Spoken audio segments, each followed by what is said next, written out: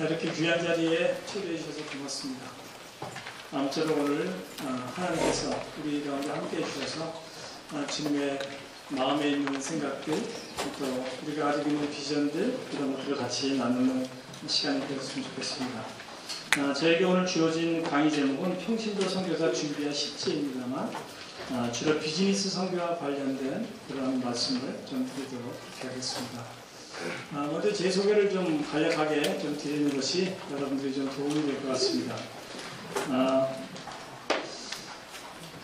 저는 그 모태신앙으로 태어났습니다. 저희 외할아버님께서 우리나라 초대 크리스찬 중에 한 분이셨고, 초대 목사님이신 길선주 목사님께 영향을 받으셔서 옛날에 숭실대학을 나오시고 난 다음에 3.1운동 때 서울과 평양 간 연락책을 하셨어요. 그래서 평양 수뇌부 일들을 서울에 잠입해가지고 서울에 있는 지도자들한테 알리고, 서울에서 우결된 부분을 또 평양에 가서 또 알리고, 그렇게 하고 난 다음에 이제 3.1운동 때는 좀 뭐 삐라도 뿌리고 앞장서시고 해서 2번 토를 치르셨습니다. 그 다음에 다시 신학을 하셨습니다. 평양 신학을 나오시고, 길선주 목사님 밑에서 전도사 생활도 하시고, 그러니까 아주 신앙의 계보로 따지면 마치 왕족과 같은 그런 사람이라고 말씀 좀 드리겠습니다. 그래서 저는 어릴 때부터 이 조국과 신앙 이런 데 대한 가치를 그 어떤 것보다도 이제 소중하게 생각하면서 이렇게 자라게 되었습니다. 어릴 때부터 늘 교회가 우리 집 안방보다 편하진 않지만 어디나 교회를 가면 그저 편하고, 맨날 우리 어릴 때 맨날 교회에서 이렇게 놀지 않았습니까? 그러니까 교회를 가면 마음이 늘 편하고 그렇습니다. 제가 오늘 먼저 이제 장로님, 목사님 뵙고 이런저런 이야기를 하다가 제 소개를 잠깐 하면서 이런 소개를 했습니다. 저희 그 부모님들이 이북분이신데요. 저희 어머니 쪽 식구들은 전부 다 예수님을 믿었어요. 할아버지가 이제 목사님이시기도 했고, 그러다 이제 6.25 전쟁 때, 1.4.5 때 피난을 오셔가지고 이 대구 쪽에 머무르시게 됐습니다. 그래서 저희 어머니께서 생각을 하셨어요. 하여튼 어디든지 가서 예배는 드릴 것이다. 뿔뿔이 다 흩어져가지고 저희 어머니 혼자 여기 계셨거든요. 하여튼 예배는 드릴 것이다. 공산 치하에서는 곧 죽음이니까 어떻게 해서든지 하여튼 살기를 위해서라면 대구 밑에 부산까지 하여튼 그 좁은 지역에 거기 있을 것이다. 이렇게 생각을 하고 교회 목사님한테 교회 주소록을 좀 부탁을 했습니다.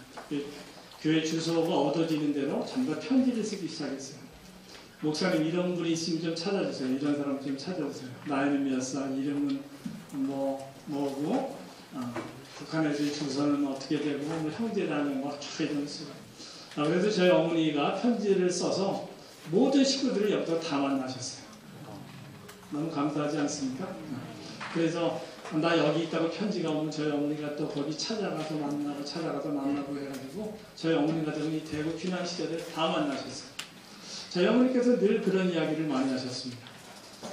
이 우리나라의 지역 간의 갈등이 되게 심할 때 대구가 언제나 거기에 또 빼놓지 않고 또 이렇게 등장하는 그 도시 아니겠습니까?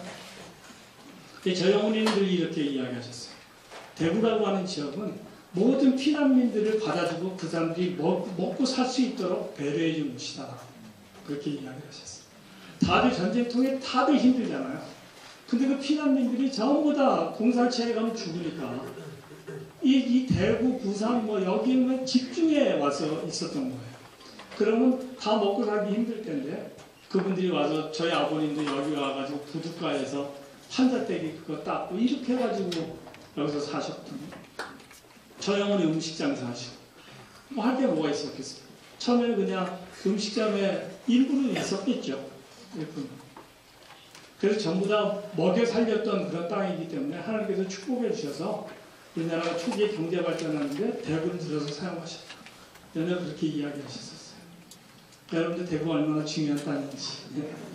그리고 제가 약간 여러분들 보기에 얼굴이 좀 뻘겋죠? 제가 지금 오기 전에 제가 2010년에 대구에서 경험한 일들을 이야기를 했습니다.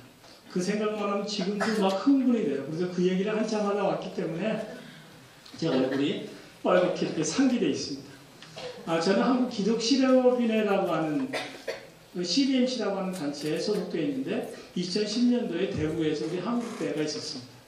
그때 하나님께서 대구를 얼마나 사랑하시는지, 대구에 대한 얼마나 정말 우리가 늘상 하는 표현이지만 놀라운 계획을 가지고 계시는지, 대구를 통해서 이 민족을 바꾸시려고 하는 계획을 갖고 계신 그런 사실들을 알게 됐습니다. 그래서 수많은 중보자들을 이 땅에 보내셔서 기도하게 하시고, 이 땅에 회복되기를, 이 땅이 우상에게 영광을 돌렸던 것들을 하나님께서 다시 하나님께로만 영광을 취하시기 원하신다라고 하는 그런 것들에 대해서 너무나 많은 것들을 경험케 하셨고 알려주셨습니다. 그래서 앞으로 이 대구가 정말 우리의 영적인 새로운 부흥의 그런 발상지와 같은, 저는 개인적으로 이스라엘을 굉장히 사랑하는데 한국의 예루살렘으로 불려졌던 이 땅, 아무나 예루살렘이라고 하는 말을 붙일 수가 없습니다. 아무나 붙일 수가 없어요. 이 땅 가운데는 동방의 예루살렘으로 불렸던 평양이 있었고요, 한국의 예루살렘으로 불렸던 대구가 있습니다. 하나님께서 그 이름을 붙여주실 때는 그냥 붙여주신 게 아니죠. 하나님의 눈동자와 같이 지켜보는, 하나님의 성화를 그 성에 두기를 원하셨던 그 땅이 예루살렘인데, 우리가 그냥 붙이는 것 같아도 하나님께서 그 이름이 붙여진 곳에 하나님의 명예가 있기 때문에 하나님께서 그 땅을 그냥 놔두시지 않는다라는, 그런 측면에서 여러분들 정말 이 땅이 예루살렘처럼 하나님의 이름을 두시기에 합당한 그런 도시가 될 수 있도록 기도해 주시기 바랍니다. 저보고 그럼 대구에 대해서 계속 기도하냐 그렇게 이야기를 하셨어요. 그래서 많이 까먹고 있었습니다. 근데 오늘을 계기로 다시 저도 대구에서 있었던 놀라운 기억들, 성경에 보면 무수히 많은 이스라엘 백성들이 겪었던 그런 기억들을 계속 기억하기를 하나님께서 원하셨어요. 기억 시스템이 새롭게 되기를 원하셨는데, 저도 5년 전에 이 땅에서 겪었던 그런 것들을 다시 새롭게 되뇌이면서 이 땅이 하나님의 영광이 거하는 땅이 되기 위해서, 성령께서 역사하시는 것들을 아무도 제한할 수 없는 그런 땅이 되기를 위해서, 이 땅의 교회들이 불일듯 일어날 수 있는, 정말 그런 사도적인 교회로 태어날 수 있는 그런 일들을 위해서 저도 다시 한번 기도하기로 결심을 했습니다. 감사합니다.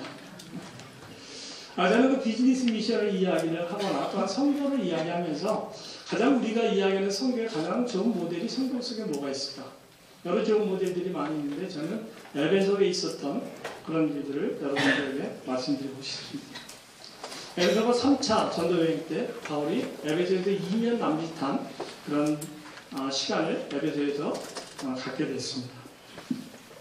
거기서 제자들을 양육하고 하나님의 말씀을 가르치고, 짧은 2년 동안의 그러한 짧은 기간이었지만 성령의 인재로 말미암아 방언과 예언이 나타나게 되었습니다. 제자들이 길러지게 됐고, 신의 능력이 일어났고, 축사가 일어났고, 도시적인 회개와 부흥이 일어나게 됐습니다. 그 열매로 그 땅은 아데미 신전을 섬기는 그 마술이 횡행하던 그런 도시였는데, 은오만이라고 하는 그런 값어치에 되는 그 수많은 책들을 불태우게 되는 그런 일들이 벌어지게 됐습니다. 그러니까 아데미 신을 섬기는 사람들이 먹고 살 게 없어지게 되고 온 도시가 소동이 일어나게 되죠. 그래서 한 사람의 크리스찬이 가서 거기서 제자를 양육하고 하나님의 말씀을 가르치고 그랬을 때 그 성이 견딜 수가 없었던 거죠. 그러니까 하나님의 부흥의 역사 가운데 그 사탄의 역사와 우상을 섬기던 그 잘못된 것들이 견딜 수 없던 그런 일들이 벌어지게 된 게 에베소에서의 2년입니다. 우리가 이 땅에 있는 많은 크리스찬들이 정말 하나님 앞에 하나님의 말씀대로 살기를 원하고 하나님의 성령의 능력을 구하고 성령의 임재가 우리 가운데 있다면 이 도시 전체 하나가 움직이는 것은 일도 아닐 거라고 생각합니다. 그래서 그런데 우리 동부교회가 또한 귀하게 쓰여지는 그런 일들이 있었으면 좋겠습니다. 개인적으로 굉장히 사실 놀랐어요. 이게 8번째인데 이토록 많은 분들이 계속 모인다라고 하는 사실이 굉장히 정말 놀랄만한 일이었습니다. 성교에 대한 이야기를 해도 이렇게 모이기가 쉽지 않은데, 특히 비즈니스 성교, 전문의 성교, 요즘에 성교의 최첨단을 표현하는 그런 일들에 대해서 많은 분들이 이렇게 열린 마음을 갖고 왔다라고 하는 것에 대해서 너무 감사하고, 특별히 보니까 젊은 분들이 많아서 더 감사합니다. 요즘에 청년 실업 문제 때문에 얼마나 고민이 많습니까? 해외 창업하면 됩니다. 해외 비즈니스 선교하면 돼. 세계가 우리를 도르고 있어요. 영혼의 추수도 할 뿐만 아니라 우리의 비즈니스 영역을 글로벌하게 넓힐 수 있는 그런 기회가 우리한테 있는 것이죠. 이 땅은 선의로 세계를 제패했던 도시입니다. 선의로 세계를 제패했던 그런 DNA가 있는 그런 땅이에요. 뭔들 못하겠습니다. 그래서 여러분들한테는 이 땅에서 하기 어렵잖아요. 근데 해외로 나갈 수밖에 없어요. 그러면 자연스럽게 하나님께서 원하시는 선교사가 돼가지고 세계를 주름 잡으면 우리가 세탁소 주인은 아니지만 세계를 주름 잡으면 나갈 수 있어요. 그래서 특별히 젊은이들이 많아서 얼마나 더 좋은지 모르겠습니다. 그렇다고 연세 많이 드신 분들은 섭섭해하지 마십시오. 요즘에 실버 선교사 시대인 거 아십니까? 경험과 신앙의 완숙함을 가지고 하나님의 나라에는 계층의 다양함이 모두가 다 용납되는 그런 곳입니다. 제가 간단하게 좀 곁길로 셉니다만은 제가 2010년에 한국대에 있었던 말씀을 하나 드리겠습니다. 그때 할머니들로 구성된 중국에서 팀이 저희 한국대를 돕기 위해서 오셨어요. 그때 우리 간증하는 사장이 한 분이 계셨는데 그분이 암 말기 환자였습니다. 그래서 도저히 간증할 수 없는 그런 입장인데 간증을 부탁을 해서 그분이 간증을 하기로 하고 되게 오셨는데 쇼크가 일어나가지고 병원에 급히 실려가게 됐어요. 그때 그분은 바로 오늘 죽을지 내일 죽을지 모르는 그런 분이셨어요. 그러니까 갑자기 그분의 순서가 없어지게 되니까 긴급히 중보기도 모임 팀에다가 요청을 했어요. 그분이 설 수 있도록 좀 기도해달라고. 열심히 기도했습니다. 열심히 기도했는데 그냥 제 느낌에 기도의 분량이 어느 정도 찬 것 같았어요. 그래서 한 번 더 기도하고 다른 기도합시다. 그러는데 그 할머니들이 중보기도실로 딱 이렇게 들어오셨어요. 제가 설명을 해드렸죠. 이만저만해서 우리가 기도하려고 합니다. 그래서 같이 마지막 기도를 딱 시작하는데 할머니들이 기도를 하시는데요. 저는 이렇게 뭐가 뻥 뚫린다라고 하는 거 있잖아요. 그거를 그때 처음 느꼈어요. 그 할머니들이 소리를 지르면서 기도하기 시작하는데 뭔가 뻥 뚫리더라고요. 이거 뭔가 됐구나. 기도하는 중에 그분이 와서 단에 서서 자기의 간증을 할 수 있었어요. 그 할머니들의 기도가 얼마나 강력한지 모든 장벽을 뚫어내는 그분들의 인생을 주님 앞에 늘 무릎 꿇고 사셨던 분들이기 때문에 그분들의 기도의 힘이 얼마나 강력한지 제가 경험한 적이 있습니다. 실버 선교사님들 이 세계가 부르고 있어요. 여러분들의 경륜과 여러분들의 지식과 경험, 여러분들의 그 완숙한 인격, 여러분들의 그 기도의 능력, 여러분들 마지막을 주님을 위해서 멋지게 불태우는 갈렙이 그러지 않았습니다. 그때 나이 80인데도 예전과 전혀 다를 바가 없다. 이 산지를 내게 주십시오. 그게 우리 하나님 믿는 그런 사람들입니다. 적들은 내 밥입니다. 밥 많이 먹어야지 힘세잖아요. 갈렙이 모든 적을 볼 때 밥으로 생각했죠. 특별히 우리는 주님께서 마지막 이 땅에 오시기 전에 정말 주님을 맞이할 수 있는 영광스러운 시대에 우리가 살고 있다고 생각합니다.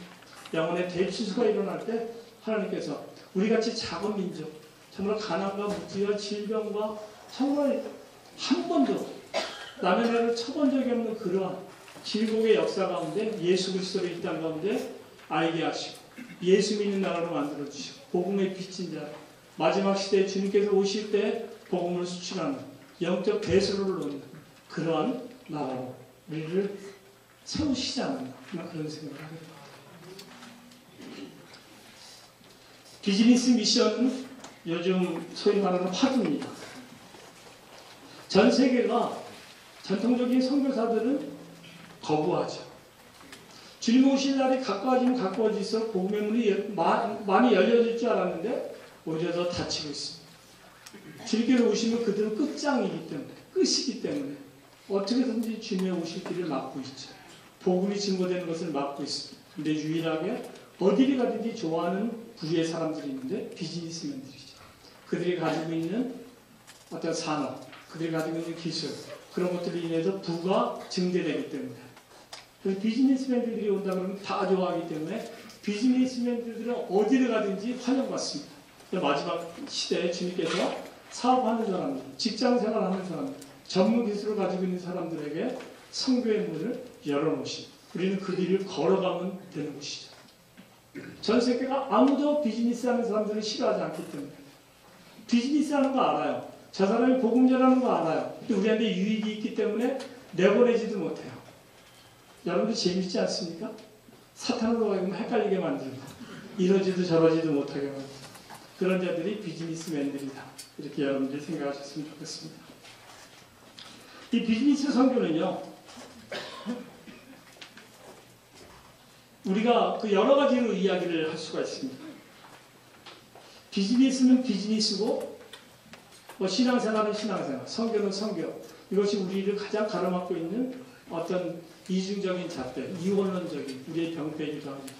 근데 우리는 이 비즈니스와 선교의 두 가지에 같이 이렇게 합하려고 하는 그런 이야기들을 오늘 하려고 합니다. 선교를 위한 비즈니스가 있습니다. 그래서 비즈니스 포 미션 이런 얘기를 하기도 하는데요. 비즈니스를 선교에 대한 재정 후원책으로 활용하는, 단지 선교를 돕는 도구로 비즈니스를 생각하는 분들도 있습니다. 하지만 그것도 이제는 더 이상 통용되지 않는 그런 생각이라고 생각합니다. 그다음에 선교를 위한 디딤돌로서의 비즈니스가 있습니다. 일과 전문직을 세계 선교의 통로로 사용하는 것. 우리가 오늘 이야기하고자 하는 것이 바로 이 비즈니스 에듀 미션이라고 하는 BAM이라고 얘기하기도 하고 BAM이라고 얘기도 하는 BAM 것입니다. 또 1차는 선교가 있습니다. 불신자들을 고용하고 이런 사목제도들을 통해서 복음전도를 꾀하고자 하는 그런 노력들. 여기 계신 많은 사장님들이 예배를 드린다라든지 신뢰 활동을 지원한다라든지 그런 것들이 여기에 해당될 수 있습니다. 그 다음에 선교로서의 비즈니스가 있습니다. 이거는 비즈니스 에듀미션과 굉장히 비슷한데요. 비즈니스를 세상에서 하는 하나님의 선교의 일부로 여기는 것입니다. 제가 속해 있는 CBMC, 한국기독실업인회가 바로 이런 것들을 많이 견지하고 있습니다. 하나님께서 우리를 일대에 보내신 선교사다. 우리가 하는 의사결정 하나하나가 바로 선교적인 의사결정이다. 라고 이야기하는 거죠. 그래서 어떤 의미에서는 비즈니스 이즈 미션 이렇게 얘기할 수가 있어요. 비즈니스가 곧 나의 사역이다. 일터가 곧 나의 사역지다. 이렇게 얘기할 수가 있습니다. 근데 이것은 약간 약점이 있는데요. 이것은 비즈니스 전체 자체가 선교라고 생각하기 때문에 구체적으로 복음 전도하는 데는 좀 약간 소홀할 수가 있는 그런 약점을 지니고 있습니다. 우리가 비즈니스 선교사는 누구냐라고 했을 때 세속적인 직업을 가지고 있는 모든 사람들 이렇게 이야기할 수가 있습니다. 그러니까 목사님으로 안수받거나 그런 분들을 제외한 모든 분들. 지난번에 여러분들이 전문의 선교에 대해서 이야기를 들으셨을 텐데 예전에는 전문의 선교 영역에 비즈니스 영역을 다 포함시켰습니다. 근데 요즘에는 비즈니스 영역이 워낙 크기 때문에 전문의 선교와 비즈니스 선교를 따로 구분해서 이야기하기도 합니다. 어떤 특별한 기술로 라이센스가 있거나 이런 분들을 전문인이라고 따로 이렇게 이야기할 수도 있고요. 또한 직장인도 있을 수 있습니다. 그 다음에 사업하는 사람들. 그래서 일반적인 세속적인 직업을 가지고 일터를 통해서 선교에 활동하는 것. 그걸 우리가 비즈니스 미션이라고 얘기를 할 수가 있습니다. 비즈니스와 일터는 어떤 의미에서 복음 증거를 할 수 있는 좋은 장이기도 합니다.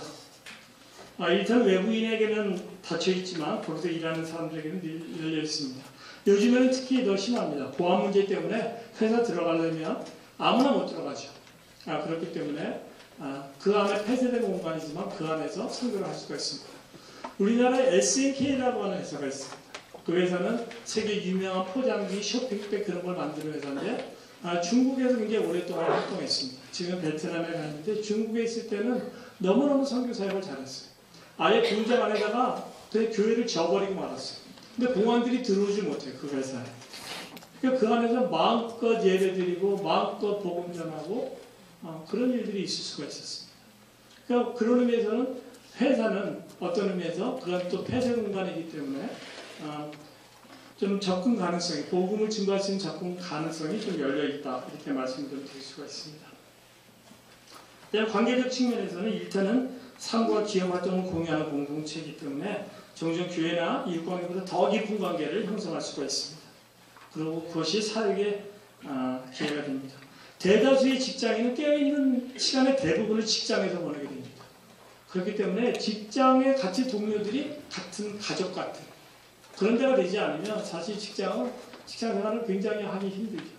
그렇기 때문에 직장 생활을 통해서 늘 눈 뜨면 만나는 그런 사람들에게 복음을 전할 수 있고 그들이 가지고 있는 애와 무엇 때문에 고민하는지 얼굴에 아침에 수심이 가득하면 무엇 때문에 그러는지 그리고 자기가 애기 때문에 애기가 아파서 잠 못 잔 이야기 공급이 적어서 생활하기 어려운 이야기 자기의 약점 나는 업무가 이걸 잘 못해 뭐 이런 등등 엄청난 수많은 이야기들을 할 수 있고 또 우리가 볼 수 있고 알 수 있기 때문에 그때 개인적인 터치가 가능하다 이렇게 말씀을 좀 드릴 수가 있습니다. 그리고 기업에서 추구하는 여러 가지 그 중요한 가치들이 있습니다. 이슈들이 있는데 그 자체가 복음 전도와 어떤 그 목회적인 보살핌의 기회가 될 수 있습니다. 좌절할 때 그의 손을 잡아줄 수 있고 인간관계 때문에 어려움을 겪고 있을 때 거기에 대해서 카운슬링 해줄 수도 있습니다. 여러 가지 삶의 우선순위가 뒤죽박죽 돼 있을 때 그것을 올바른 성서적인 가치, 성서적인 세계관에 의해서 알려줄 수도 있는 그런 것들이 일터에서 일어날 수 있는 그런 것들이라고 생각합니다. 또 일터는 삶으로 복음을 증거하는 현장이 되기 때문에 관계중심 전도가 가능합니다. 사람들 내가 크리스찬이라고 하는 걸 알기 때문에 주의 깊게 살피죠. 저 친구가 어떻게 생각하나. 이따가 제가 구체적인 예들을 많이 좀 이야기하겠습니다. 그러면 공군과 위기에 처한 자에 대한 근접성, 접근할 수 있는 것들이 굉장히 용이합니다. 아까도 말씀드린 것처럼 직장 동료와 삶의 애환을 나누게 되기 때문에 그렇습니다. 그래서 전인적인 보살핌을 베풀 기회가 많습니다. 적어도 한 주에 40시간 이상 가능하다. 우리가 아무리 교회에 열심히 봉사한다고 해도 한 주에 40시간 이상 하기 어렵잖아요.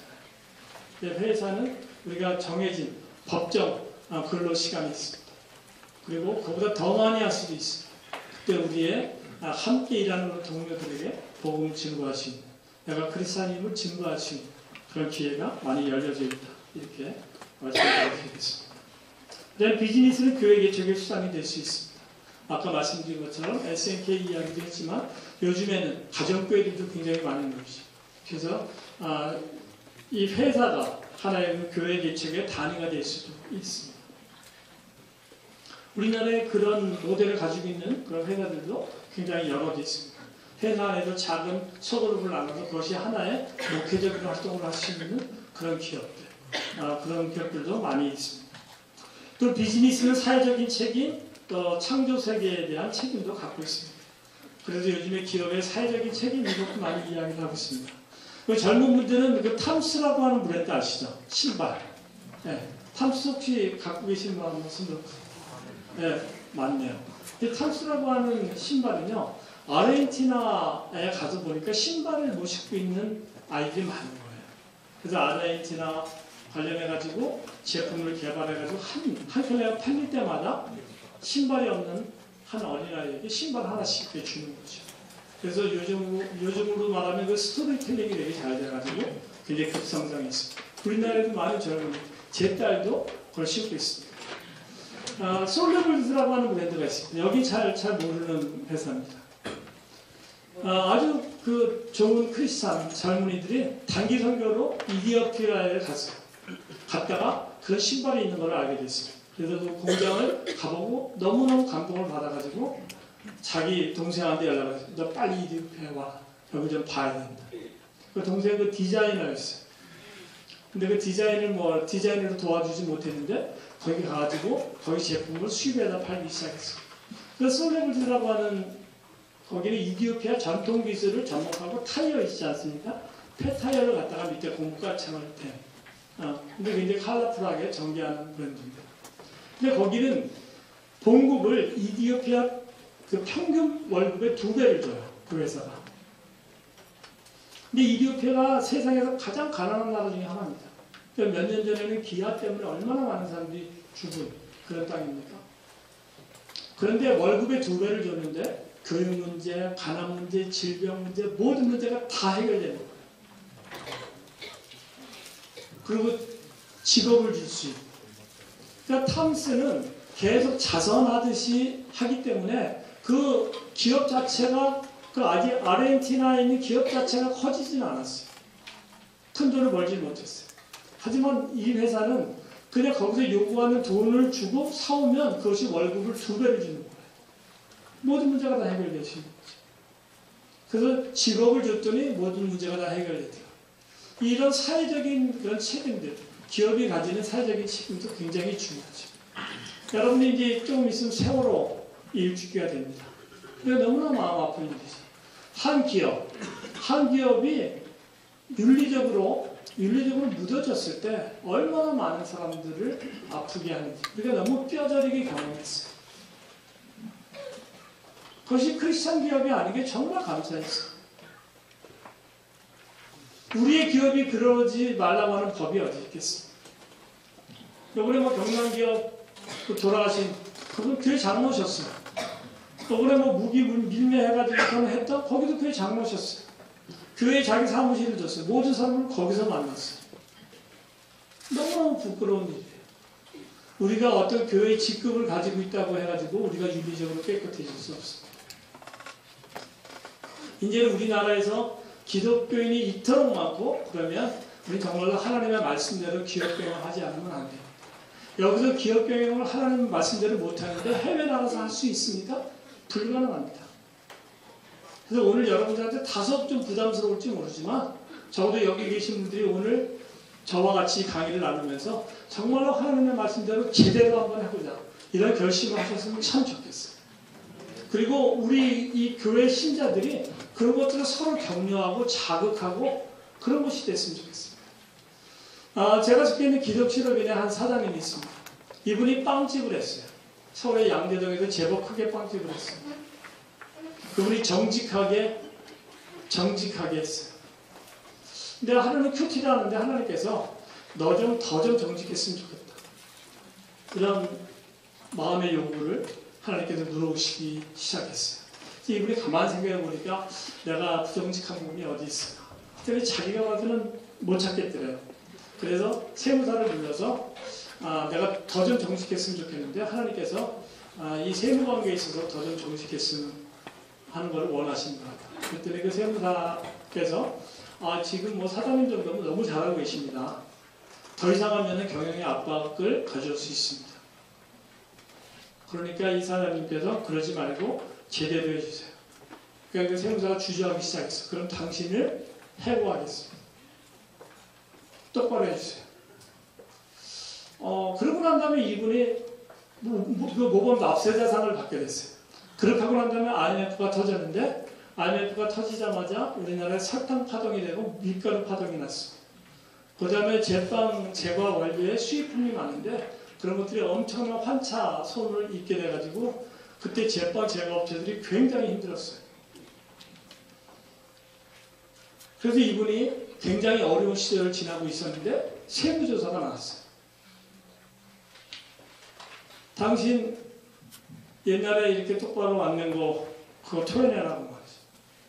이분이 그래서 내가 옛날부터 똑바로 이렇게 내기 시작해서 내가 모범 납세자상까지 받았다. 그건 부르고 얼마를 토해내라. 이렇게 된 거죠. 그리고 그분이 집을 팔았어요. 집을 팔아서 세금을 냈어요. 그 집을 팔게 되니까 그 가장 가까이 있는 식구들이 이해가 안 되는 거예요. 우리 아빠는 왜 저래? 우리 남편은 왜 저래? 이렇게 되는 거죠. 친구들도 얘기합니다. 야, 받을 상이 없어서 모범 납세상을 받냐? 그래서 안 받아요. 지금 우리가 살고 있는 시대는요, 전쟁하는 때가 아니기 때문에 총칼 들고 나가서 싸우는 때가 아닙니다. 우리가 세금 똑바로 내가지고 국가가 부강해지고 그러면 어려운 사람들 국가가 매길 수 있어요. 그래서 세금 많이 내는 게 우리 크리스찬들로서 얼마나 중요한 일인지 모릅니다. 그런 이야기를 할 때 누가 당신이 옳다라고 이야기를 해줄 수가 있겠습니까? 같이 교회 공동체, 같은 구역. 이 사람들이 당신이 옳다.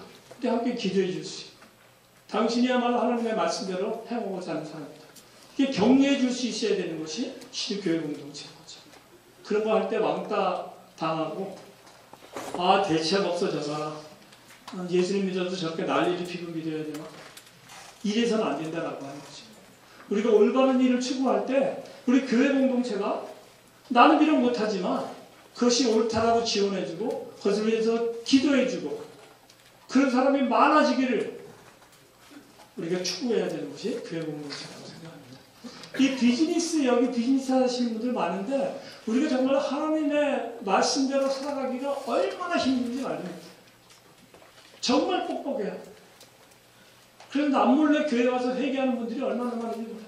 주님, 죄송합니다.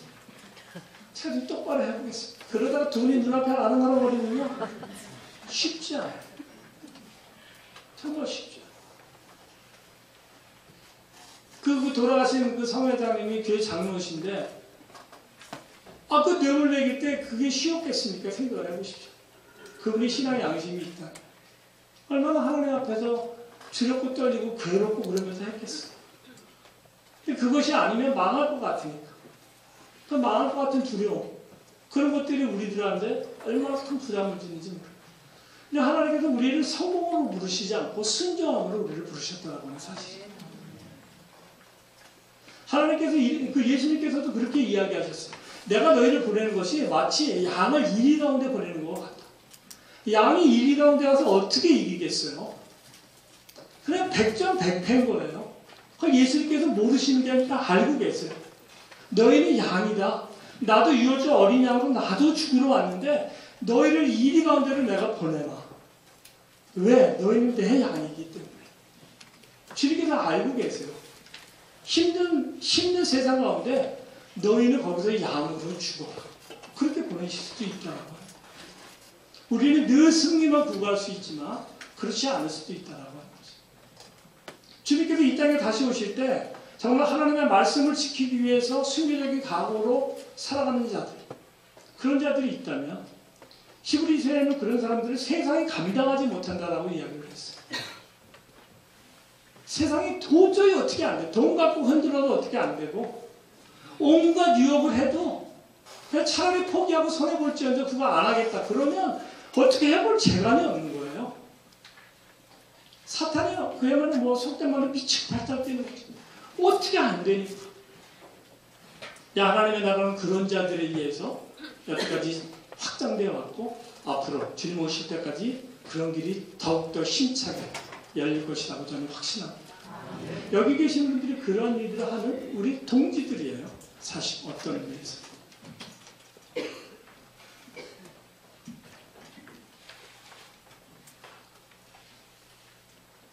일터는 공동체 건설을 용이하게 합니다. 일터에는 많은 이웃들이 있습니다. 그래서 그들을 돌보고 하나님 나라의 현존을 반영하는 공동체 문화의 조성을 가능하게 합니다.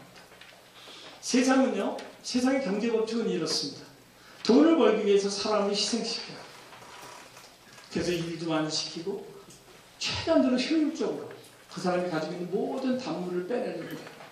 하지만 하나님의 경제 법칙은 돈을 희생시켜서 사람을 살리는 것이 하나님의 경제 논리예요. 완전히 달라요. 완전히 달라요. 그래서 많은 기업들은 요즘에도 우리 직원들이 행복한 기업, 이런 것들을 주창하는 기업들이 굉장히 많아요. 그걸 하나님께서 원하시는 거기 때문에 그렇습니다. 여러분들, 우리가 추구하는 하나님의 나라는 어떤 것일까요? 제가 속해 있는 기적치료인회 금년 초에 이런 일이 있었습니다. 우리 리더십 가운데 한 분이셨어요. 그분은 지회장도 하셨고 부부 성격 공부 모임에 또 사역자로 헌신했었는데 그분이 췌장암에 걸리셨어요. 췌장암에 걸리셔서 1차 수술하셨습니다. 경과가 좋은 줄 알았는데 나중에 보니까 온몸에 전이가 됐어요. 그래서 그분이 더 이상 의료적인 행위를 중단했습니다. 그리고 내가 이제부터는 주님께만 내어달립니다. 주님께서 살려주시면 살고 그렇지 않으면 죽으리라.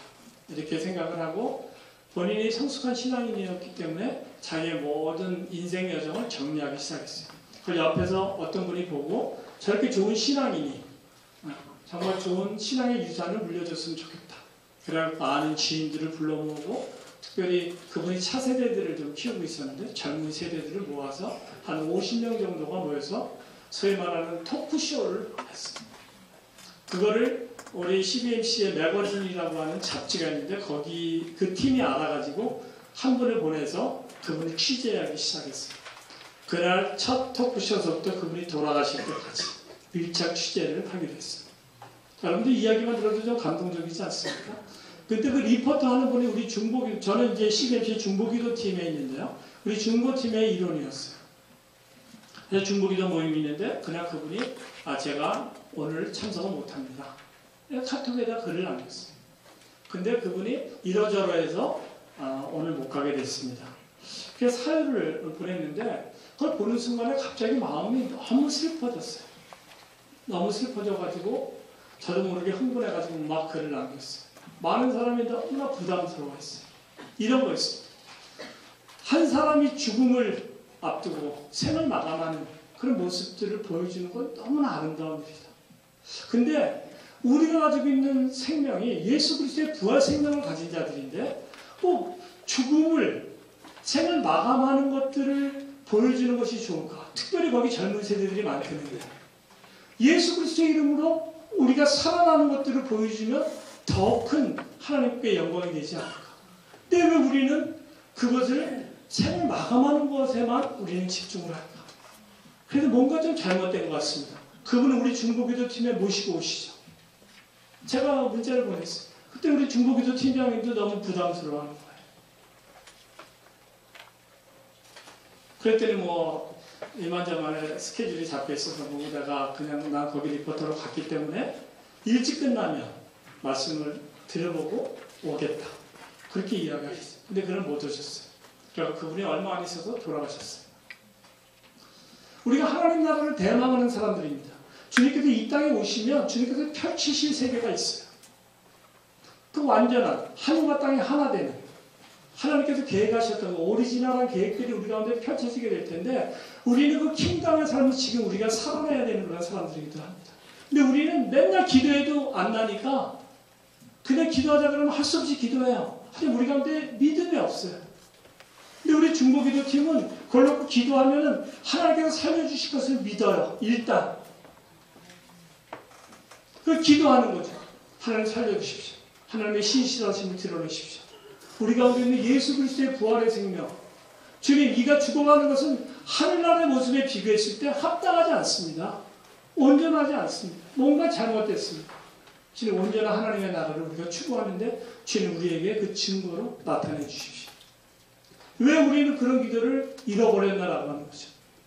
우리가 만약에 선교지에 갔을 때 사람들에게 하늘나라의 그런 일들, 주님께서 이 땅에서 행하셨던 그런 일들이 우리 가운데 벌어진다면, 아까 에베소의 이야기를 했는데요. 에베소에서 사도 바울의 앞치마, 수건, 옷자락을 가져다 놓으면 사람들이 살아났어요. 그런 일이 생기면 아무도 부인하지 못할 성령님의 역사 앞에 그리스도께 돌아오는 일이 훨씬 더 쉽지 않겠습니까? 마지막 때는 우리가 살고 있는 시대는 그런 성령의 시대에 우리가 살고 있다라고 하는 것이죠. 그 성령의 역사가 남의 것이 아니고 성경에 있었던 우리의 믿음의 선배들의 이야기뿐만이 아니라 우리에게도 가능한, 예수님께서도 그래서 그렇게 이야기하셨어요. 너희가 나보다 더 큰 일을 할 수도 있다. 더 큰 일을 하게 될 것이다. 그런 이야기를 하셨죠. 우리가 만약에 선교지 현장에서 그런 일이 벌어지고 우리의 일터에서 그런 일이 벌어진다. 아픔을 겪고 있거나 부치의 병에 걸리는 우리 직원이 우리가 기도합니다. 그가 살아날 수 있다면 그의 육체 가운데 하나님의 살아계심의 흔적을 각인시키는 거 아닐까. 그의 DNA 유전자 가운데 성령님의 능력을 완전히 주입시키는 거 아닌가. 그런 생각도 하게 됩니다. 그래서 일터는 이런 하나님 나라의 모습, 하나님 나라의 현재의 모습들을 구현할 수 있는 그런 장도 될 수 있다. 그리고 킹덤 비즈니스를 통해서 정사와 권세와 실현하고 제작할 수 있습니다. 이야기는 나중에 다시 한번 말씀드리도록 그렇게 하겠습니다. 자, 우리가 이제 비즈니스 선교를 하게 되는데 그 OMRP 다 같이 저를 따라 해보시죠. OMRP 이제 암기하시면 됩니다. O는 목표를 정하는 겁니다. 비즈니스 선교이기 때문에 수익성이 없으면, 수익이 없으면 우리가 기업을 지속하기 어렵습니다. 우리가 이 비슷한 용어가 많아요. 비즈니스 선교, 전문의 선교, 자비장 선교, 텐트 메이커 다 비슷비슷한 용어입니다. 근데 우리가 자비량 선교나 이런 거랑 약간 대변을 한다면 그냥 우리가 이 자급자족만 할 수 있으면 나머지 시간은 복음 전도에 사용한다. 이런 측면에서 비즈니스 미션과 자비량 선교는 약간의 차이가 있을 수 있다고 말씀 좀 드릴 수가 있습니다. 우리가 비즈니스 선교를 할 때, 우리가 목표를 정할 때 우리가 비즈니스를 하기 때문에 수익도 내야 되고 지속도 해야 되지만 또 한편으로는 복음 증거의 기회를 의도적으로 만들 필요가 있고 그걸 목표로 삼을 필요가 있습니다. 또한 제자훈련, 개인에 대한 제자훈련, 지역을 제재할 수도 있고요. 사업 영역을 제재할 수도 있습니다. 또는 나라를 제재할 수 있습니다. 우리가 뭐 세븐 마운틴 그런 이야기 많이 듣지 않습니까? 한 나라를 구성하고 있는 가장 중요한 게 7가지 그거를 하나님 나라가 그 가운데 침투가 돼서 그것을 정복할 수 있다면 이 나라를 제재할 수 있는 일이 가능하다. 디사이플링 네이션스라고 하는 그런 개념도 생겨나게 됩니다. 또 여러 가지 목표가 있는데 신앙 때문에 직장을 얻지 못하는 그리스도인에게 일자리와 재정적인 필요를 제공할 수 있습니다. 이 땅에 많은 무슬림들이 와서 일을 하고 있습니다. 그들의 복음을 받아들입니다. 그 땅에 가게 되면 무슬림 사회에서 참 버텨내기가 어려울 수 있습니다. 직장도 못 구할 수 있고요. 그랬을 때 거기에 만약에 비즈니스 선교 기업이 있다면 그들을 고용해서 재정적인 안정을 우리가 펼쳐줄 수도 있습니다. 재정의 필요를 채워줄 수도 있습니다. 제가 인도를 갔었는데요. 인도의 캘커타, 콜카타라고 얘기하는 그쪽 지역을 갔었는데 우기가 바로 지나가지고 이렇게 동네마다 조그만 우물이 있는데 거기서 이렇게 설거지를 하는 거예요. 그리고 거기에 애들이 뛰어놀고 아주 물이 정말 녹조가 껴가지고 아주 그냥 초록색이 마치 물감 뿌려놓은 것처럼 그랬어요. 그러니까 그 물을 먹을 수가 없어요. 그 마을에 이 펌프가 하나 있었어요. 근데 예수 믿으면 그 펌프를 사용하지 못한대요. 그 우물물을 먹어야 돼요. 그 펌프를 사용하지 못해요. 우리가 예수 믿는다라고 하는 것이 그리스도를 받아들이지 않는 그런 나라나 지역에서는 그러할 수 있습니다. 그때 비즈니스 선교, 하나님의 이름을 걸고 하는 기업들이 그 땅 가운데 들어가게 되면 그리스도를 받아들인 사람들로 하여금 재정적인 필요를 공급해 줄 수 있고 삶을 영위하게 할 수 있고 그런 기능도 할 수가 있습니다. 요즘에 우리나라 외국인 유학생 사역이 굉장히 활발합니다. 근데 그들이 아주 그 나라로 가게 되면 또 문제가 생기기 때문에 그 나라에 있는 우리 한국 크리스찬들 하는 기업과 이렇게 맺어주려고 많이 이렇게 노력을 하고 있어요. 그 실질적인 도움을 줄 수 있는 그런 일들이 이 비즈니스는 가능하다라는 거죠. 기업은 가능하다. 현지 지역교회와 크리스찬 공동체를 지원할 수 있습니다. 교회 부부가 영적 자본을 형성할 수 있고 장기적으로는 선교기업을 물려받을 현지 비즈너리들을 양육할 수 있습니다. 비즈너리는 저희 선교단체에서 만든 그런 단체입니다. 제가 속해 있는 선교단체는 ANN 열방 네트워크, 올레이션 네트워크라고 하는 단체인데요. 우리나라에서 이 비즈니스 선교에 대해서 제일 먼저 이야기한 그런 공동체라고 저는 생각합니다. 한 20년이 좀 넘었고요. 제가 비즈니스와 미셔너리, 이걸 합성어로 비즈너리라고 하는 말을 사용했는데 이것은 이제 전 세계적으로 알려진 우리나라에서 만든 용어가 되기도 합니다. 비즈니스 선교사를 이야기하는 그런 용어입니다. 그래서 그 현지 비즈너리들을 양육해가지고 우리가 선교 기업들을 나중에 물려줄 수 있는 그런 것들도 장기 목표로 세울 수 있습니다. 자, 그렇다고 하면 어떤 방법을 통해서 이런 목표를 이루어갈 것인가라고 하는 겁니다. 그래서 선교 전략가를 고용할 수도 있습니다. 이 사장들은 늘 사업에 대한 신경을 쓰기 때문에 우리가 선교 전략가를 고용해서 같이 파트너십을 가져갈 수도 있다. 사실 궁극적으로는 비즈니스 선교의 가장 좋은 모델이 무엇일까라고 했을 때는 저는 개인적으로 팀 사역이라고 생각합니다. 비즈니스 자체가 생존하고 성장하기가 워낙 힘들기 때문에 그래서 또 비즈니스는 혼자 절대 할 수 없습니다. 같이 일하는 직원들, 가경영을 맡은 사람들과 늘 같이 하기 때문에 동일하게 우리의 선교적인 목표도 같이 할 수 있는 사람들과 같이 팀을 이뤄서 할 수 있다. 이렇게 얘기를 할 수가 있습니다. 그 다음에 기업 책임자의 현지 교회와 어떤 연결을 받거나 선교단체를 위한 정보를 습득하고 어떤 선교 사역의 외연을 확대할 수 있다고 생각합니다. 그 다음에 다민족 다문화 경영관리팀을 운영할 수 있고요. 기업윤리 교육 훈련 프로그램을 통해서 우리의 비즈니스 성공의 목표를 이뤄갈 수 있습니다. 또 일자리 창출을 통해서 제자 훈련이 가능한 노동집약적인 생산활동도 가능합니다. 우리가 뭐 IT에 대한 분야, 여러 가지 분야를 다 할 수가 있습니다. 근데 이제 고용을 창출하는 것도 대단히 중요한 일입니다. 저희 선교회 소속의 여자 선교사님 한 분이 계십니다. 그분이 우르무치에서 카페를 합니다. 행복의 축복의 통로라고 하는 카페를 하는데 그분은 학교 앞에서 하는데요. 하여튼 최단도로 아르바이트를 많이 써요. 그러면 실은 뭐 별로 재미없거든요. 근데 그분의 목적은 최단도로 고용을 많이 해가지고 그들과 인간적인 관계를 맺고 복음을 전할 그런 기회를 찾으려고 하는 거죠. 그래서 강의와 강의 시간에 빈 강의 시간이 있으면 1시간짜리 아르바이트도 쓰고 2시간짜리 아르바이트, 주말, 뭐 하루, 반나절 하여튼 다양하게. 그분의 목적은 고용을 최대한으로 많이 늘려서 그분들하고 개인적인 접촉을 많이 가지려고 하는 거죠. 이익을 생각하게 되면 뭐 숙련도라든지 이런 것들을 고려하게 되면 그걸 좀 줄이면 더 나을 수 있어요. 근데 그분의 목표는 그것이 아니라 보다 많은 사람들에게 그리스도의 사랑을 같이 나누고 어떤 기회를 같이 나누기 위해서. 그래서 그 안에는 쪽방도 있고요. 거기서 업무 가르치다가 이게 업무인지 복음인지 막 커피 얘기하다가 복음 전하고 막 뭐 그러는 거예요. 커피를 가지고 복음이 얼마나 잘 전하는지 몰라요. 커피 모든 과정이 복음하고 너무나 잘 맞아떨어져요. 그 여러분들이 하는 일을 가지고 복음을 전할 수 있는 도구를 만들기 위해서 내가 하는 일에 의미부여를 해가지고 그것이 생명을 전하는 일이라고 한번 딱 접목하면은 업무 가르치면서 그것이 복음이 되는 거예요. 너무나 재미난 그런 일이죠. 그래가지고 이게 업무를 가르치는 건지 복음을 전하는 건지 모르지만 하여튼 그분은 최대한도로 하여튼 고용을 많이 창출시키려고 하는 거죠. 뭐 그런 기회도 우리가 찾을 수 있다고 생각합니다. 그 다음에 워낙 이 환경이 빨리 변하기 때문에 다양한 선교의 방법들을 개발하는 것도 좋은 방법이 될 수 있습니다. 자, 그렇다면 우리에게 주어진 자원은 무엇일까? 무엇을 가지고 이런 목표들을 이루어갈 수 있겠습니까?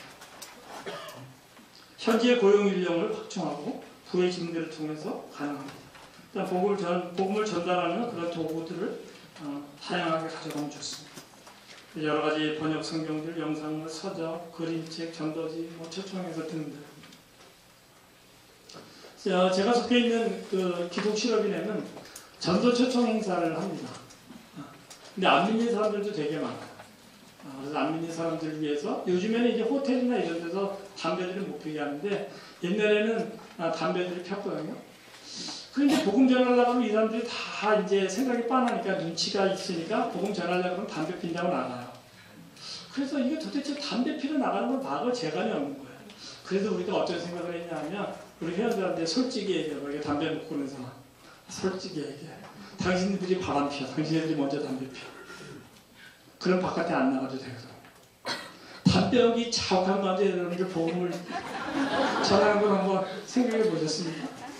담배연기 자욱한 가운데 복음이 잘 맺혀 들어가요. 이슬 같은 성령처럼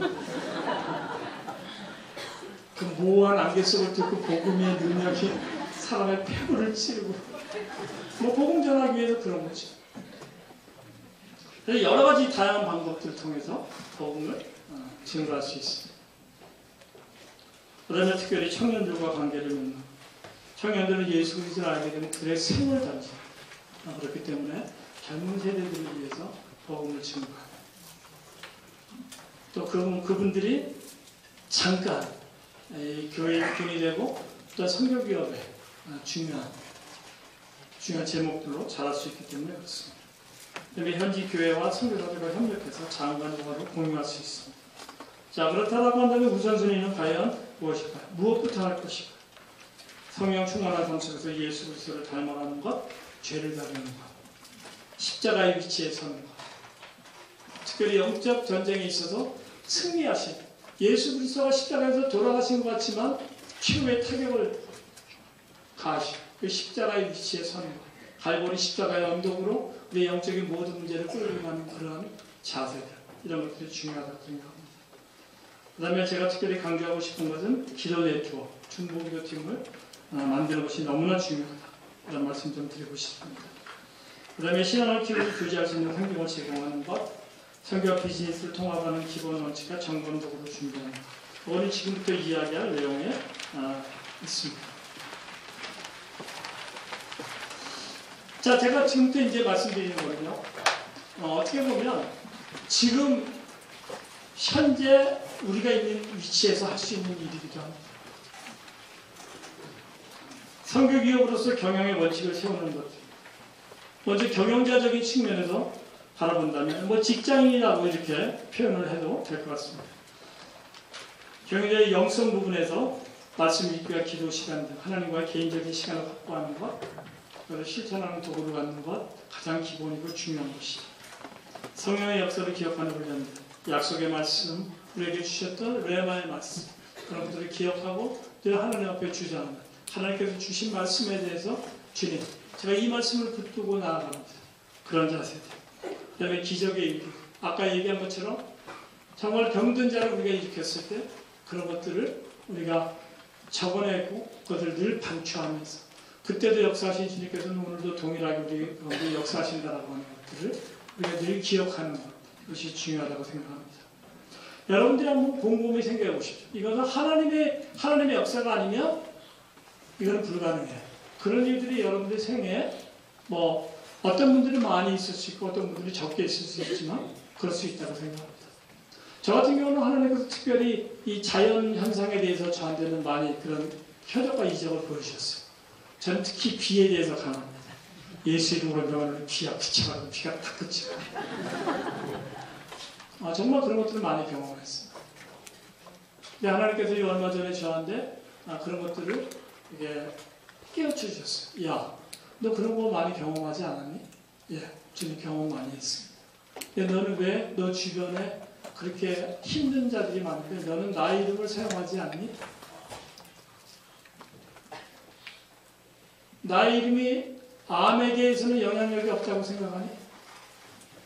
나의 이름이 비즈니스, 또 잘못된 관행 앞에서는 조금 더 영향력이 없다고 생각하니?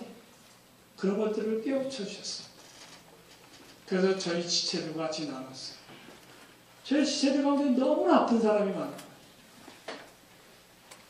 아이가 태어나가지고 한 번도 바깥 구경을 못하고 중환자 시설에 1년 넘게 있는 그런 지체가 있어요. 우리 지체들 중에 부인 2사람이 암투병하고 있고 너무나 아픈 사람이 많아요. 근데 우리는 왜 그 예수 그리스도의 이름의 능력의 이름을 한 번도 사용하지 않아요? 너는 과거에 너한테 있었던 경험들을 왜 전혀 너는 활용하고 있지 않아? 나의 이름은 능력이 있다.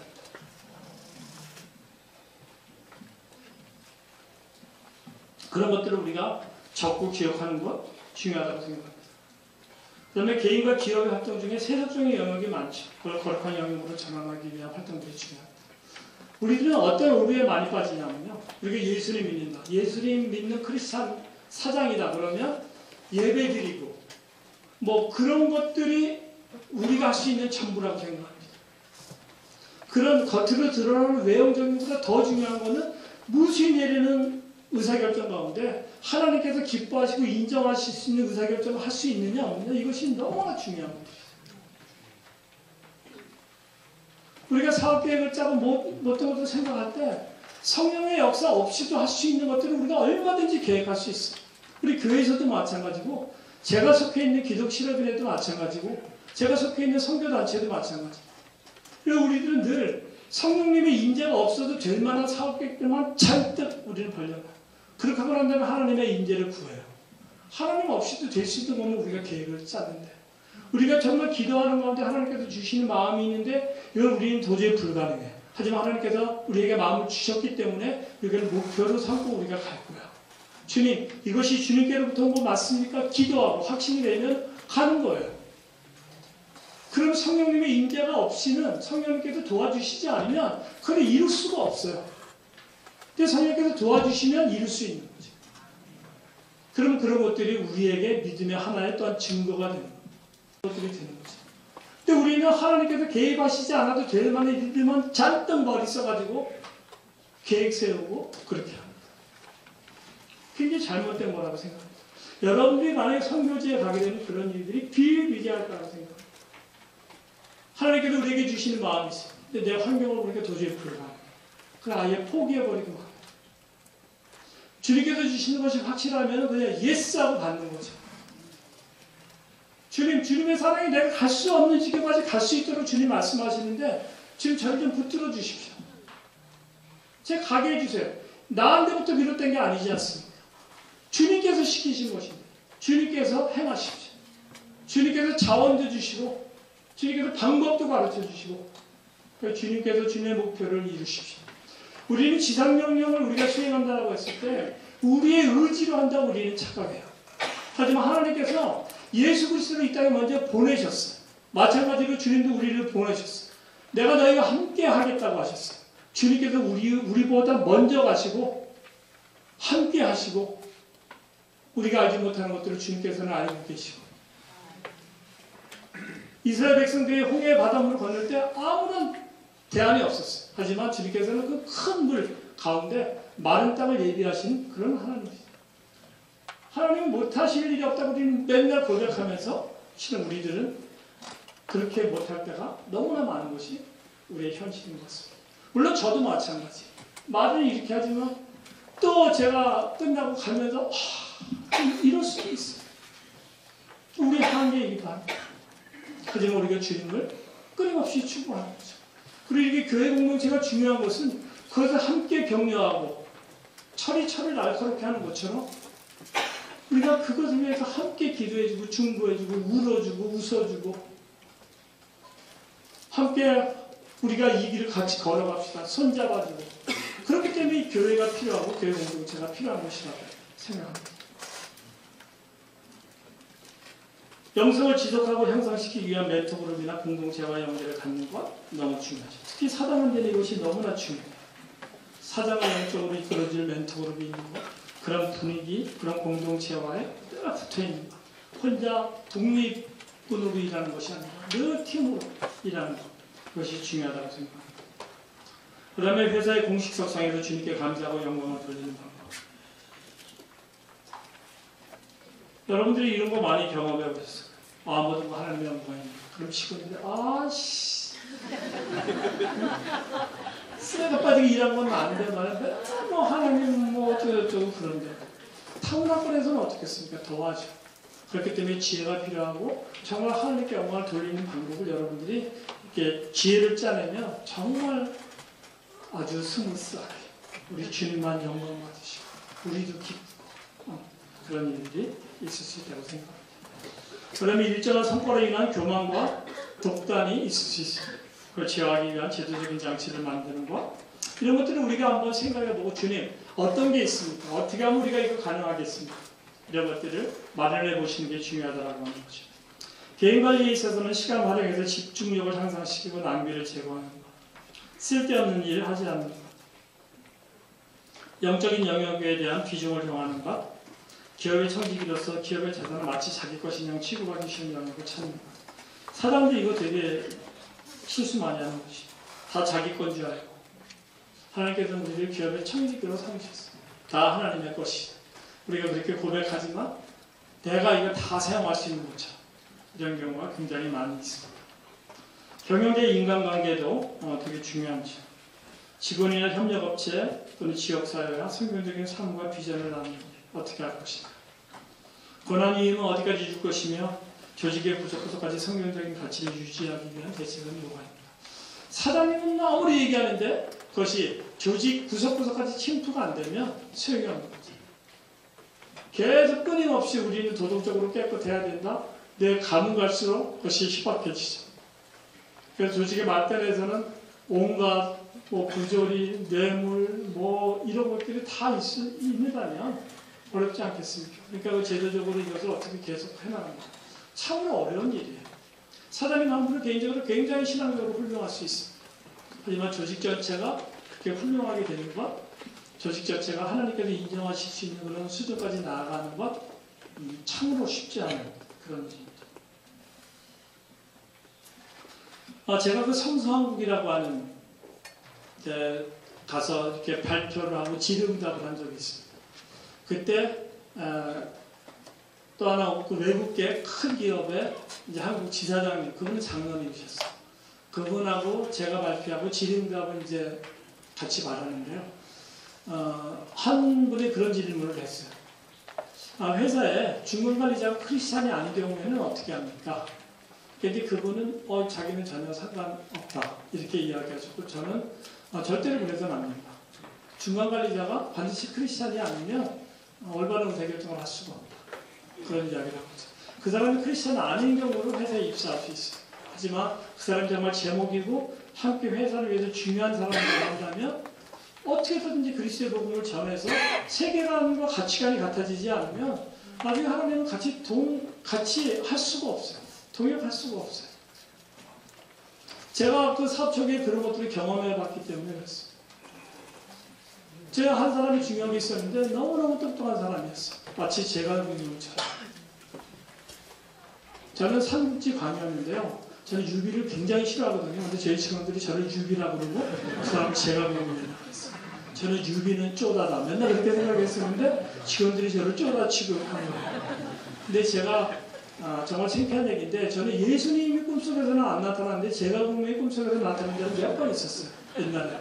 그래서 자다가 일어나다가 제가 분명히 일기를 쓰고 그런 적이 있었는데 제가 그 좋아하는 제가 분명. 근데 그 친구는요. 결정적으로 윤리적인 결정이 딱 맞닥뜨려지게 되면 저랑 생각이 달라요.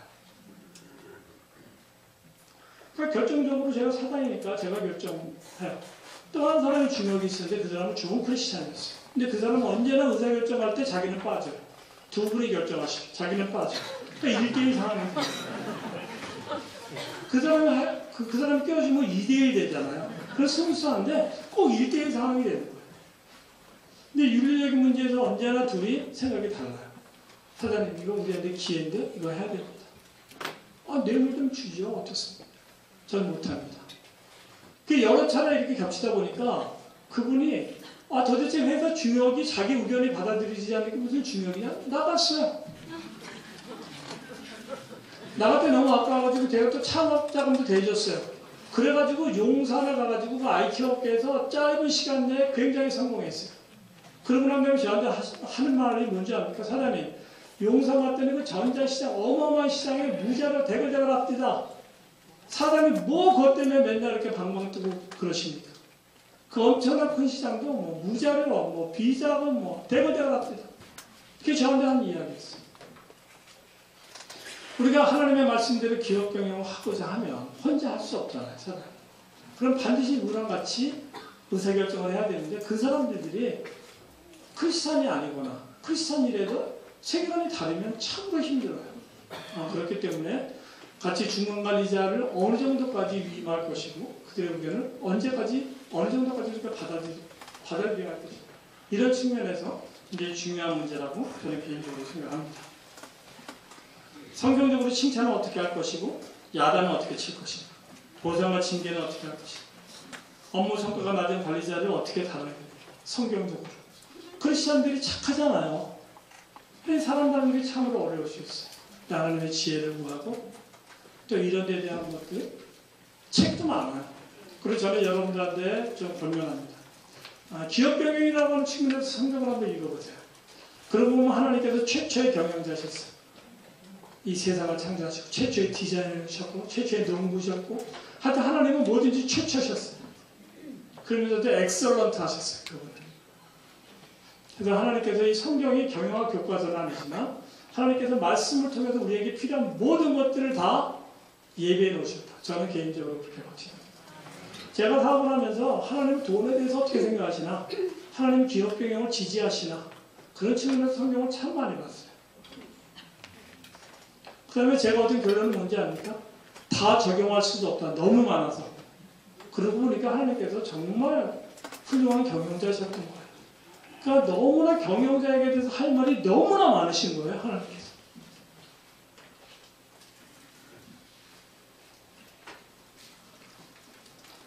이런 데 대한 것들은요. 책방에 가면 책도 무지하게 많습니다. 지금은요. 보수적인 성향의 책서부터 굉장히 좀 리버럴한 책까지 굉장히 다양합니다. 그냥 가시면 좋게 한 30권을 그냥 뽑을 수 있어요. 그래서 거기서 이야기하고 있는 거 보면서 그냥 그대로 하셔도 충분합니다. 자, 기업적인 측면을 한번 봤으면 좋겠습니다. 설교 기업적인 측면에서 보면 비즈니스 과정에서 하나님 나라의 가치를 드러내는 것. 그리고 기업 경영에 대한 성경적인 정의를 내리는 것. 이런 것들은 미리미리 해두면 굉장히 이렇게 좋습니다. 예수 그리스도의 이름으로 경영을 한다는 의미는 무엇입니까? 이상적인 크리스천 기업인 비즈니스로서 라이프 스타일을 설정하는 것. 이런 라이프 스타일을 가지는 것이 가장 좋겠다. 뭐 그런 것들이죠. 비즈니스를 통해서 하나님의 영광을 나타내는 것이라 어떤 것을 뜻하는지.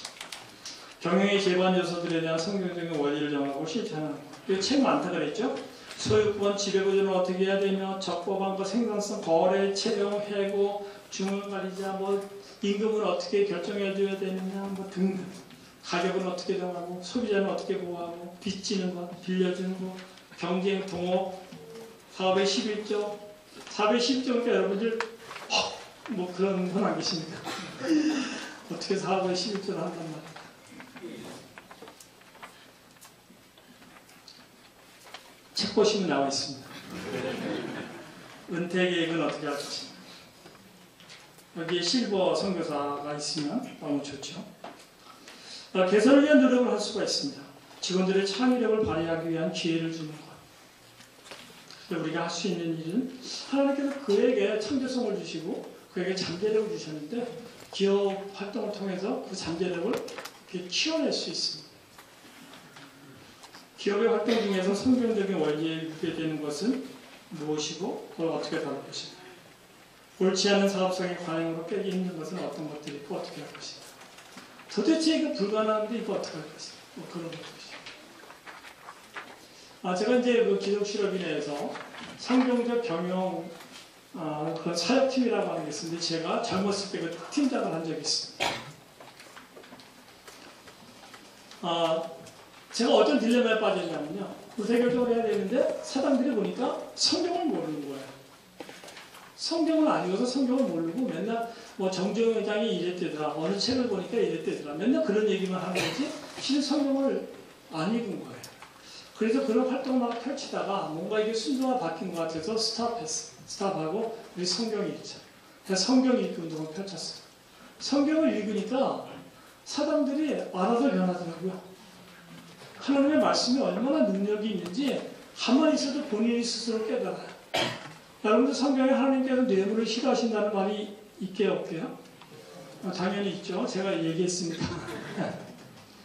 하나님께서 뇌물을 싫어하신대요. 근데 하나님께서 그 싫어하시는 뇌물을 우리는 주기를 원해요. 그것이 없으면 안 된다고 생각해요. 근데 하나님께서는 뇌물을 받지도 않으시고 주지도 않고 뇌물을 싫어하신대요. 하나님께서 싫어하시는구나. 하나님께서 싫어하시는 거나 하지 말아야지. 그냥 그런 거예요. 그냥 단순히 그 말씀 하나가 우리한테 팍팍 그냥 이렇게 꽂히는 거죠. 그래서 우리가 하나님의 말씀을 늘 생각하고 하나님께서는 나의 이런 행동을 지지하실까? 기뻐하실까? 내가 이런 일을 했을 때 성령께서 탄식하시지 않을까? 뭐 그런 것들을 생각하는 것들은 이제 중요하다고 생각합니다. 그래서 그런 것들을 늘 좀 이렇게 생각하는 것이 좋다고 생각합니다. 그 사업하다 보면요, 이제 접대를 하잖아요. 그리고 이제 우리는 뭐 다른 거 못하니까 식당 좋은 데 가서 식사를 해요. 그렇게 하고 안녕히 가십시오 하면 뒤통수가 얼마나 따가운지 저 바보야, 뭐야? 저놈 사업하는 놈이야, 뭐야? 왜 우리는 그걸 모르겠어요? 저쪽다야, 뭐야 도대체? 뭘 몰라도 저렇게 모르나? 그러니까 신약에 좋은 거 먹여놓고 욕먹고요. 정말 병신소리 다 들어요. 그럼 뭘 모른다라고 하는 얘기 다 들어요. 제가 이제 직장 생활을 하고 난 다음에 이제 사업을 하고 이러니까 제가 이제 있던 직장이 소위 말하는 뇌물과 접대를 엄청나게 많이 받는 그런 직장이었었어요. 이제 그런 게 싫어서 이제 직장을 그만둔 것도 있는데 이제 같이 한번 식사들을 하다가 내가 지금 추석 지나고 난 다음에 보였어요. 그러니까 이제 우리 상사가 그래 뭐 이번에는 얼마씩 받았나? 좀 뭐 그런 걸 또 좋은 자리에 물으십니까? 뭐 좀 하여튼 받아먹기라도 조심들해. 그런 거죠. 그래서 저한테 묻는 거예요. 장사장은 이제 그 입장이 바뀌었잖아. 어떻게 하냐?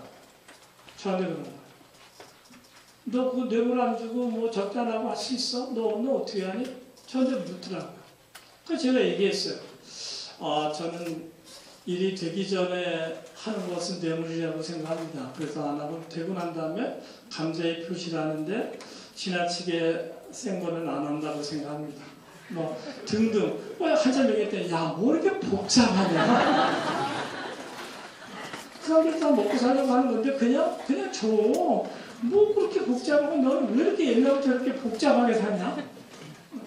너무 복잡한 거예요. 뭐 그럴 필요가 없다는 거죠. 세상은 그렇게 얘기해요. 그러니까 우리 크리스천들은 어떻게 보면 이렇게 돌아갈 수 있어요. 돌아갈 수 있고 정말 그런 얘기 하자면 밤새도 할 얘기가 너무 많아요. 밤새. 저는 사장이니까 그런다고 쳐요. 제 직원들은요, 저 때문에 얼마나 힘든지 말도 못해요. 사장은 그런 거 싫어하지. 일은 안 되지. 이 스트레스는요, 어마어마해요. 그래도 웬만하면 자기 돈으로 하려고. 에이씨, 더러워. 그래서 나중에는 하나님께서 저한테, 너 그런 거 요구하게 되면 똑같은 시간을 요구하지 마. 일이 남들이 한 달 걸릴 거면 너는 석 달 걸린다고 생각해. 그럼 석 달 걸리면요, 일이 우리한테 안 와요. 제가 아는 그 건축 설계사 분 한 분 말씀드리겠습니다. 이분은 한전에서 직장생활을 하셨어요. 그래서 나와가지고 독립해서 한전의 일을 많이 하셨어요. 전 크리스찬이에요. 실력도 있어서 맨날 공모하면 많이 당첨됐어요. 근데 어느 날 그런 생각이 들었어요. 나는 절대 내 거 되게 해달라고 뇌물은 주지 않는다. 하지만 내 것이 당첨이 되면 반드시 인사를 한다. 근데 이 사람들이 그걸 알고 있는 것 같다. 저 친구는 깨끗하기 때문에 미리는 안 하지만 되면 그래도 꼭 인사를 하는 친구야. 그런 생각이 들어서 그것도 안 해야 되겠네. 그래서 안 했어요. 그 다음에 정말 일이 싹 없어졌어요. 그래서 이분이 일이 없으니까 어떻게 해요? 그래서 나머지 일반 공모전에 이렇게 하게 됐어요. 그러니까 너무너무 경쟁도 치열하고 쉽지 않은 거죠. 근데 한 번은 어느 지방자치단체 일을 하게 됐는데 설계비 1억이니까 꽤 큰 거죠. 거기서 1등이 됐어요. 우리가 되게 기뻐했습니다. 근데 알고 봤더니 1등이 됐는데 가장 기본 필수 도면이 하나 있는 거예요. 전기 관련된. 그것이 누락된 거예요. 근데 그 당연히 있는 줄 알고 심사위원들도 그냥 넘어갔어요. 이분은 당연히 집어넣은 줄 알았어요. 근데 연락이 온 거죠.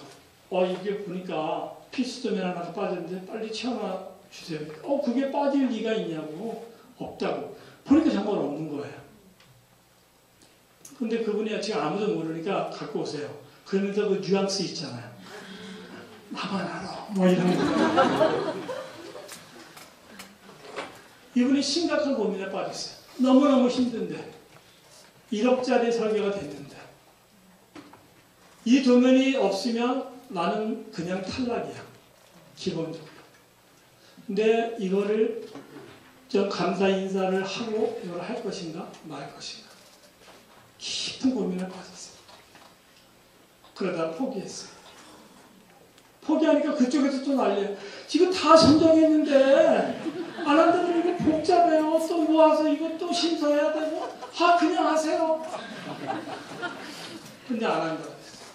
그 얘기를 우리 모임에 와서 하는데 우리 사장들이 밥을 못 먹었어요.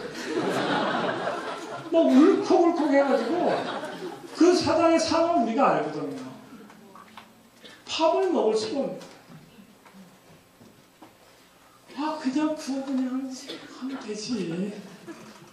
우리 사람들 중에서 많은 분들이 그거 좀 너무해. 그냥 하시지 그랬어요. 힘든데. 뭐가 옳은지 잘 모르겠어요. 근데 우리가 크리스찬으로 산다라고 하는 것이 때로는 정말 이해하기 어려운 결정을 할 때도 되게 많이 있어요. 그래 주님께서 우리를 지지하시지 않는다 그러면 어떻게 그 일을 어떻게 하겠어요? 너무너무 힘든데. 그때 그걸로 우리가 해줄 수 있는 게 뭐가 있겠습니까? 같이 울어주고 같이 기도해주고 주님 이 믿음의 길을 주님 오실 때까지 변개하지 않도록 주님 도와주십시오. 더 힘차게 걸어갈 수 있도록 주님 힘 주십시오. 믿음 주시고 용기 주십시오. 우리도 그 길을 함께 손잡고 걸어가겠습니다. 뭐 그런 거면 뭐가 할 게 있겠습니까? 참 쉽지 않은 그런 일이라고 생각합니다.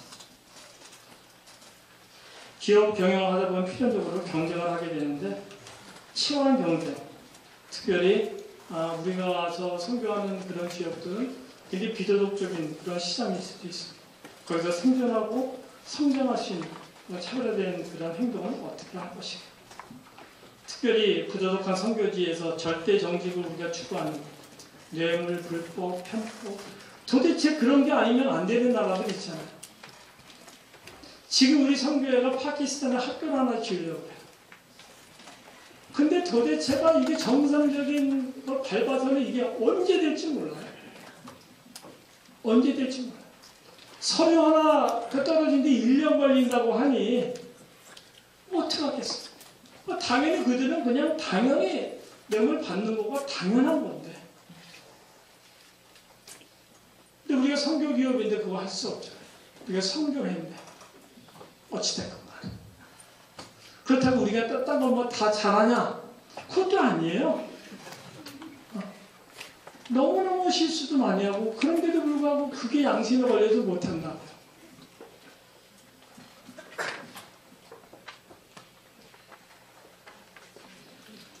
그 경영자가 의사결정할 때도 실수가 왜 없겠습니까? 기업에서 발생한 실수나 실패에 대한 어떤 회개, 공식적인 사과 그런 거 하는 건 쉽지 않죠. 바른 의사결정을 위해서 필요한 견제 장치들이 있습니다. 성경의 그런 지침들, 교훈들을 미리 준비할 수 있으면 그냥 쉽게 결정할 수 있어요. 하나님 말씀 이러니까 그냥 안 해. 끝. 고민 안 해. 끝. 이럴 수 있어요.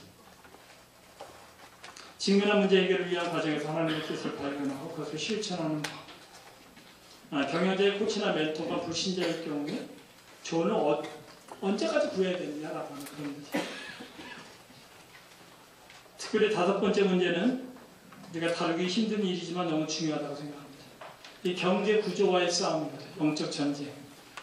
세상의 바벨론 경제 시스템과 하나님 나라의 경제 시스템의 싸움에서 우리는 승리해야 됩니다.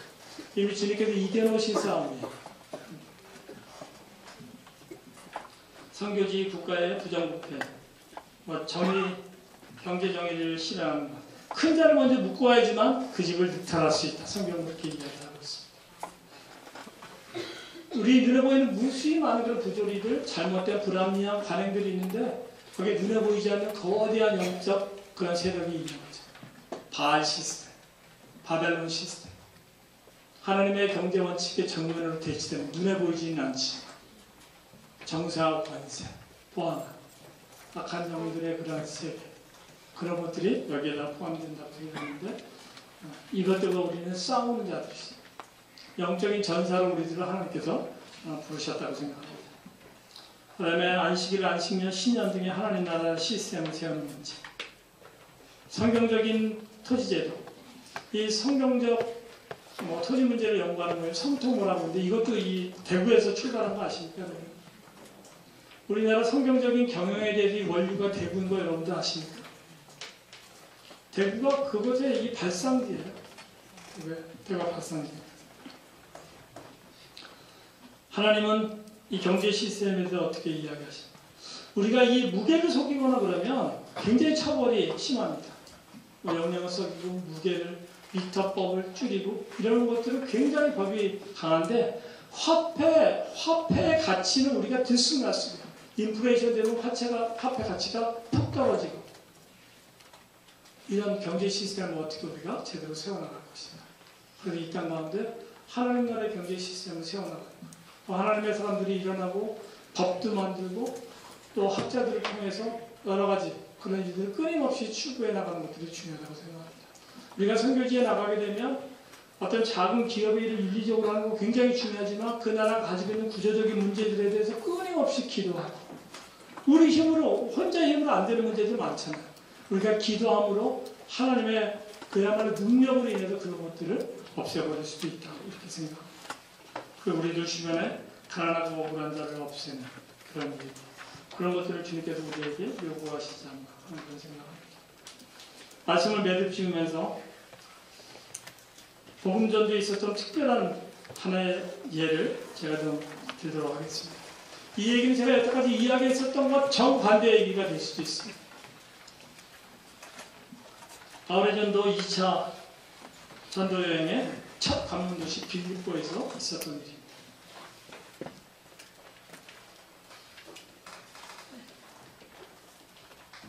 그가 예배할 처소를 얻기 위해서 왔다 갔다 하다가 루디아를 만나게 되죠.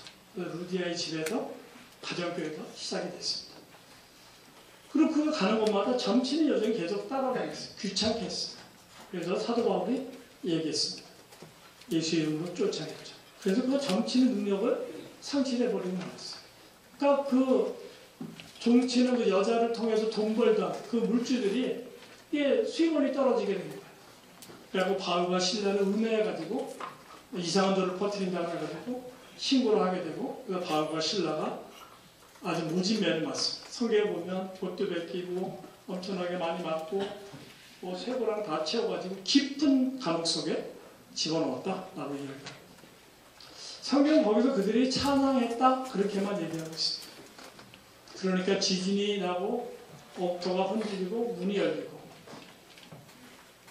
그때 간수가 막 땅이 흔들리니까 깬 거죠. 보니까 문이 열려 있어요. 아, 죄수들이 도망했구나. 칼을 빼서 자결하려고 그러는데 안에서 이야기를 합니다. 그래서 도망가지 않았다. 여기 다 있다. 딱 보니까 그대로 있는 거예요. 그래서 모셔다가 닦이고 대접하고 선생님 공경하죠. 그때 유명한 사도 바울의 선언이 나오죠. 주 예수를 믿으라. 그러면 너와 네 집이 구원을 얻으시라. 그래서 그날 저녁에 그 온 간수 집안이 예수를 믿게 되고 세례를 받게 되고 그런 일들이 일어나게 됐습니다. 바울과 신라가 아무것도 잘못한 것이 없었어요. 그럼에도 불구하고 억울하게 매맞았어요. 죄인처럼 착고를 채우고 깊숙한 곳에 있게 됐어요.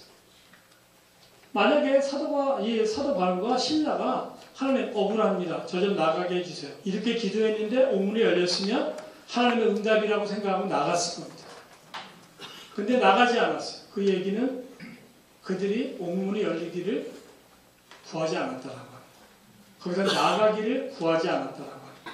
그냥 그 상황 그 자체에서 성경을 이야기를 하고 있지 않기 때문에 원인은 모르겠어요. 뭐 때문에 그랬는지는 모르지만 그들은 거기서 찬양했어요. 하나님을 경배했어요. 예배했어요. 아무런 이유 없이 잘못도 없는데 거기서 하나님을 예배할 때 하나님이 견딜 수가 없는 거죠. 그러니까 땅이 흔들려 버리고 말았어요. 그들은 나가지도 않았어요. 예수 그리스도의 복음은 너무나 특이하게 전개될 수도 있어요. 그들이 아무런 것도 하지 않았지만 그들이 그냥 주님을 예배하고 경배하는 그 자체로 그 감옥 안에 있었던 수많은 다른 죄수들이 그걸 봤어요. 만약에 그들이 나갔다 그러면 그 다음날 현상수배범으로 방으로 쳤을 거예요. 그러면 그들을 통해서 가정교회가 시작되는데 범법자에 의해서 가정교회가 어떻게 유지될 수 있었겠어요? 그 다음날 죄가 없음을 알고 풀어주라 그랬어요. 그러니까 사도 바울이 못 나간다 그랬어요.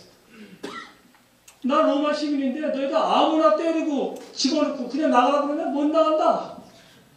이러니까 쫄아가지고요. 와가지고 정말 죄송합니다. 정말 대역전 드라마죠. 대역전 드라마. 제가 말씀드리고자 하는 것은 이런 겁니다. 우리가 이런 것들을 다 했어요. 우리가 얘기한 거. 그런데도 아무런 역사가 일어나지 않을 수도 있어요. 이번에 저희 열방 네트워크에서 훈련하는데 지난번 기수에 탄자니아의 선교사로 갔던 젊은 부부 둘이 왔어요. 젊은 부부가 성교의 뜻을 갖고 아프리카 탄자니아로 갔어요.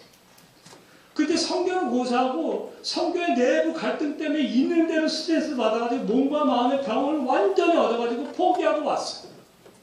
자포자기 해가지고 도대체 하나님이 우리를 왜 부르시고 가서 얻은 거는 병밖에 없고 실망밖에 없고 그럴 수 있다라고 합니다. 무슬림 지역에 가서 수년 동안 있지만 한 사람의 영혼을 구원 못할 수도 있어요. 하지만 그런 곳에서 우리가 하나님을 예배할 수 있다면, 경배할 수 있다면, 때로는 사방의 음침한 골짜기를 달릴 수 있지만 거기서 주님을 예배할 수 있다면, 끝까지 주님을 신뢰할 수 있다면 주님께서 우리가 가지고 있는 터를 그냥 내두실 수 없을 거라고 생각해요. 그러면 그런 것들로 인해서 정말로 온전히 하나님의 역사에 의해서 그 관문도시에 예수님을 믿는 사람들이 태어나게 되는 거죠. 가장 깊은 곳에 있는 아무도 돌아보지 않는 사람 가운데 그 시대 복음의 빛이 발할 수 있다고 생각합니다. 예수님께서 사역을 막 갔으니까 세례 요한이 막 정말 헷갈렸어요. 긴가민가 해가지고 제자들을 보냈어요. 정말 내가 선포한 그분이 바로 당신 맞습니까? 근데 마침 그때 예수님께서 병자를 고치고 있었어요. 가서 본대로 전해. 눈먼 자들이 눈 뜨고 앉은 맹인들이 일어나고 이거 그대로 전해라. 세례 요한은 정말 억울하게 갇혀있는 거예요. 그 누구보다 예수님은 자기를 구원해 주시는 분인데 예수님께서 마치 약 올리는 것처럼 야 가서 전해. 내가 이거 다 고치고 가난한데 다 풀어주고 다 해. 근데 너는 감옥에 있어.